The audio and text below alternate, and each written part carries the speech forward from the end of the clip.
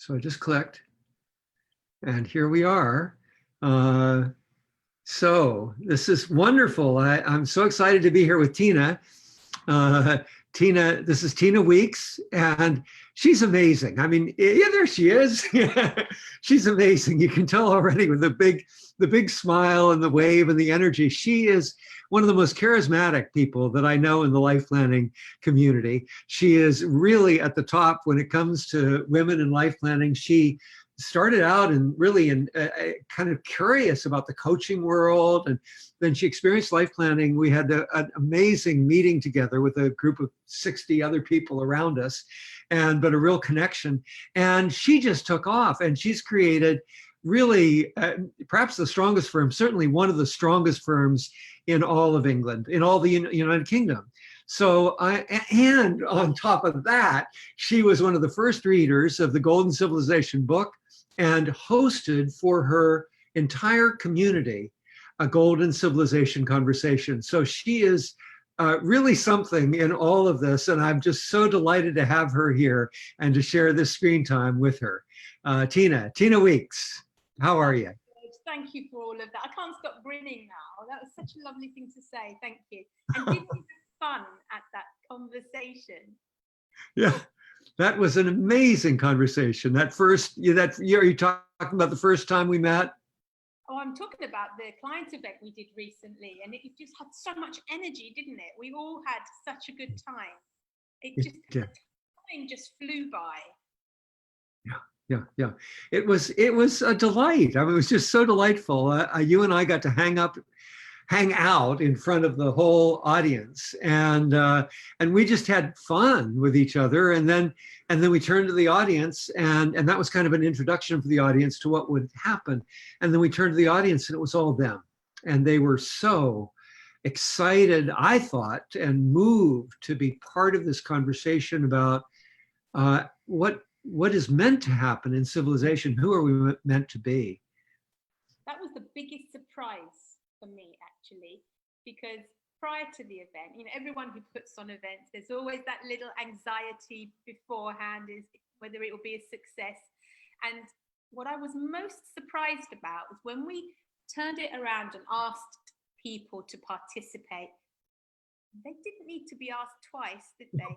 And it all just poured out, which made me see that people are really looking for something, needing something, and that this opportunity that we gave them to do nothing more than express what they imagine a golden civilization to be, gave them something that I don't think they've had the opportunity to express before. And we had so many people that said that they wanted to take it further, didn't we? I had my children there, if you remember, and I was so surprised that they were really participating too. And so, yeah, it was a really pleasant surprise, and something that's made me think that if this work that you're doing, George, it just has so much meaning and is needed. Yeah, well, thank you, Tina. And it was delightful in all ways, including Ellie and Carrie. They participated so much, but it was a surprise, wasn't it? I mean, people just poured out. We could hardly hold them back. And what was really interesting, Tina, is you may know, I've just been to Asia. I've been to Mumbai, where I spent 3 or 4 days. I've been to Hong Kong, which was incredibly moving. Singapore and Tokyo, and everywhere people wanted this to happen again and again. Every one of the conversations was successful. They were excited about coming forward, and everywhere they said, let's do it again. Let's do it again. So I think, and those are countries that are not as strong democratically as either the United Kingdom or America. And I was nervous, particularly Hong Kong, going in. And they were so clear that this was needed, that they wanted this. They wanted to talk and feel there was a place to go. Because I think it's what you've always said, George, that what people want more than anything is freedom. Yeah. And so many people around the world, even in developed countries such as ours, are feeling that they don't have that freedom. Yeah. And I'm thinking, what can we do to really empower people and take control of the financial systems? I know that's something that's really close to your heart. What can we do to stop the greed and stop the misfortune that falls upon normal people that isn't actually misfortune? It's been orchestrated by the banks and the organizations that handle our financial systems. And I thought that my answer today was going to be education. I thought that what we had to encourage, inspire is a desire for people to be much more educated around every aspect of the world that we live in. But when I thought about it a bit more, I thought there's something else. And that is, I think, finding a way to help people believe that they deserve freedom. Yeah, yeah. Because I think when we're stuck in the world that we live in, we live day to day, we go to work, we earn money, we pay our bills. The days just pass being in this trap, as I call it, of modern life. This lie that we've been fed, that all we're supposed to do is keep the cogs of the machine going. And then at the end of your life, maybe you'll have a few years where you don't have to push the cogs so hard. And so many people have missed the whole point of life. Yeah. And they can't see what they can't see, I think. Myself included, such a long time I couldn't see that I was able to access freedom. Wow. You know, even when you used to talk about it, George, I think, well, it's all right for George. He spent many years in the listening. He's older, he's wiser, he's seen something in himself that we can't see. It's just not for everyday people. But if we can make everyday people see that they can access that freedom, that it's inside, then that will empower them to be able to stand up against the machine. Yeah, yeah. In conjunction with education. Yeah, yeah. Yeah, fantastic. And it's really interesting. It's wonderful hearing you kind of guide the conversation that we're having toward freedom, because we've talked so much about it over the years, Tina. And I've been very moved as you've shifted and moved and adapted and figured out what freedom means to you. And when I was talking in Asia, so that's so on top for me, because I just came from these conversations where the freedom, not only is life planning new, so they're just learning about it. And clearly in India, they know it fairly well, but not all the communities I was speaking with. So they're just learning that they can have it in a process that we deliver, that we call life planning, but also this question that's happening all over the world of can we possibly have it with what's happening in the world and what's happening in government and what's happening, like with China and Hong Kong, or with India, the regime that is currently in India. There's a lot of questions about a movement toward more autocracy and everything. And the people were just so filled with, it was tears in their eyes. There was so much heart, thinking, wow, we really could do this if we just get together and talk and communicate, then begin to communicate, take action. Yeah. In a way, it feels like the biggest act of rebellion is for each and every one of us to believe that we have that entitlement to freedom and just go after it in whatever it means for each person. I heard someone this morning say, everyone has the same opportunities, it's how you deal with them. And that's not true. We know that we live a very privileged life in the Western world, that everyone does not have the same opportunities, even within these developed countries that we live in.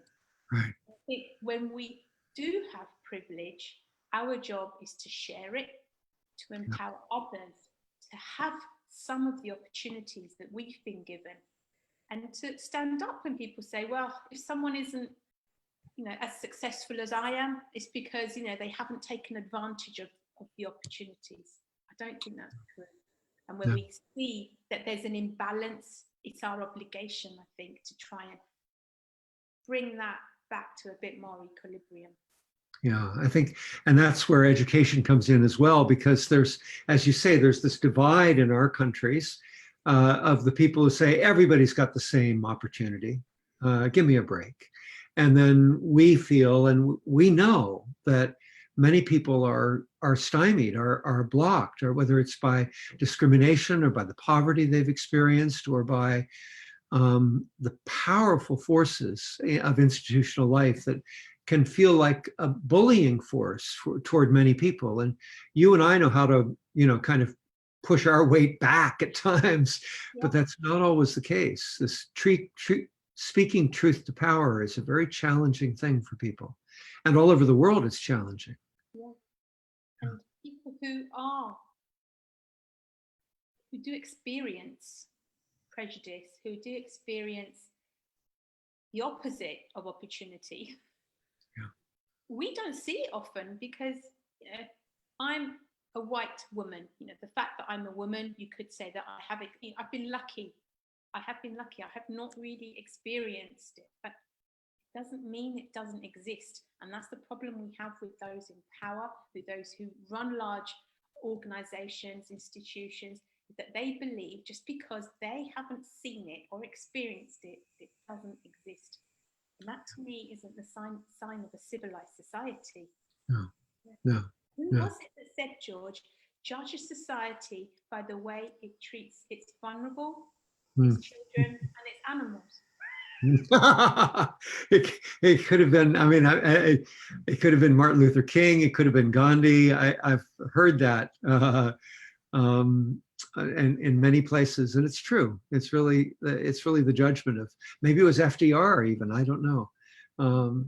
So how do you see this? You had this wonderful conversation with your community. How do you see your community with all of this? The important thing is for all of us to start the conversation. What would a golden civilization look like to you? Yeah. To start that conversation, to get people thinking and be the antidote to the fear. Yeah. And I think so many people think something big has to happen for there to be change, but lots and lots and lots of tiny little changes all add up to big change. Yeah. We just don't all have I don't want to say energy, it's not that. I think we have been conditioned to believe that we can't make a difference. Yeah. We're too small, we're just one person or one community. And I think starting the conversation, but then keeping it going in some way to help people see that they can change something. Yeah. And that little change, from what you've seen around the world, creates a ripple effect. Yeah. Once some people start saying, you can, we can, it's possible, that little hope that is planted, we've seen how it can do great things, but keeping that momentum going is hard. Yeah. It takes more than just one person. Yeah. I was this experience in Hong Kong echoes a lot of what you're saying. There they are in Hong Kong. Because you were in Britain, you were the ones who, of course, helped establish this 50-year time frame where they're supposed to have a government but two systems, one country but two systems. And one of those systems is supposed to be democracy. And to see the people with their umbrellas in pouring rain go out, millions of them, almost a third of the Hong Kong people out in the streets in the middle of that rain. Wow. Yeah, and almost a third. It was well over 20%. And they were, and their organization, because they don't dare show their leadership, their organization is through the web, and they have all these decentralized ways of communicating with each other and forming votes and all of this kind of thing. And it's just amazing to see this, that in some way they believe that they can make a difference. And even against much more challenging forces than you or I face in the UK or America, they believe, and they're going out and doing it. And of course, we don't know the end game. We don't know, and that's scary and concerning. But it's wonderful to see the passion that people have for freedom, and for freedom for all of us. It's amazing what the human spirit can do Yes. when it can overcome fear. It's fear really that stops us Yes. moving forward. And if there is something bigger in your life than fear, then you can take action much more easily. And Yeah. you know, I'm not the greatest historian, but I know that in the whole history of humankind, we have all been really mean to each other. And that's an understatement. There have been groups of people that have been oppressed, that have been. I read a statistic that said the planet Earth has only ever experienced, since humans arrived, ever experienced something like 30 minutes of true peace. Since humans have arrived. So that's frightening. So this doesn't feel like something new. This fear that we all have doesn't feel like something new, but it feels bigger. Yeah.